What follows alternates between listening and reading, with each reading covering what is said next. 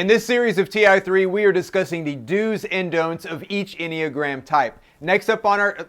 Look, yes, I know, you've been waiting very patiently, impatiently, but you know, I didn't make up the numbers. 7 kind of comes toward the end.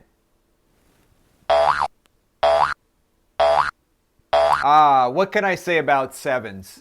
7s are wonderfully spontaneous individuals who move around this planet like a bee pollinating flowers. This week, they might be over the roof about a new idea they have to open a restaurant. Hey guys, let's open a restaurant that sells one thing: waffles in the shape of Texas. Yeehaw! But next week, right around the same time the average person has caught up to them, they've abandoned their idea of a restaurant and instead they want to try to persuade you to move to Costa Rica. I've got it. We'll sell the house, homeschool the kids, and eat off of coconuts and arroz con pollo.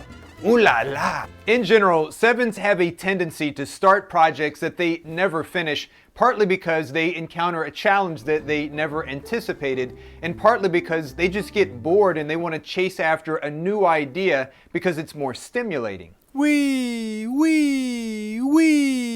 Unlike most people, 7s actually revel in change, and they are energized by experiences, by conversations, by people, and by ideas. I know we just met, but do you want to brainstorm? I've got Sharpies and a whiteboard.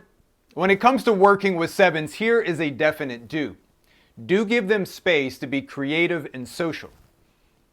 7s are big personalities and they have no problem whatsoever socializing. In fact, they are naturals when it comes to working with people, and they are really good at keeping people's attention as well as helping them imagine something new and fun. I got it.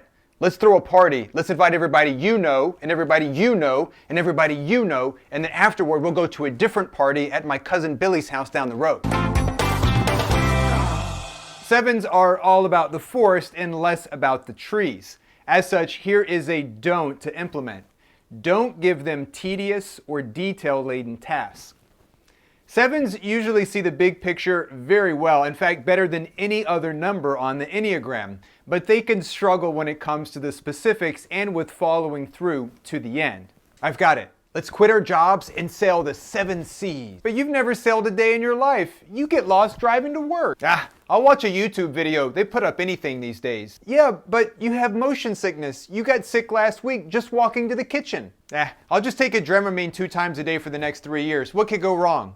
In summary, here are our top do's and don'ts of the Enneagram 7. Do give them space to be creative and social. Don't give them tedious and detail-laden tasks.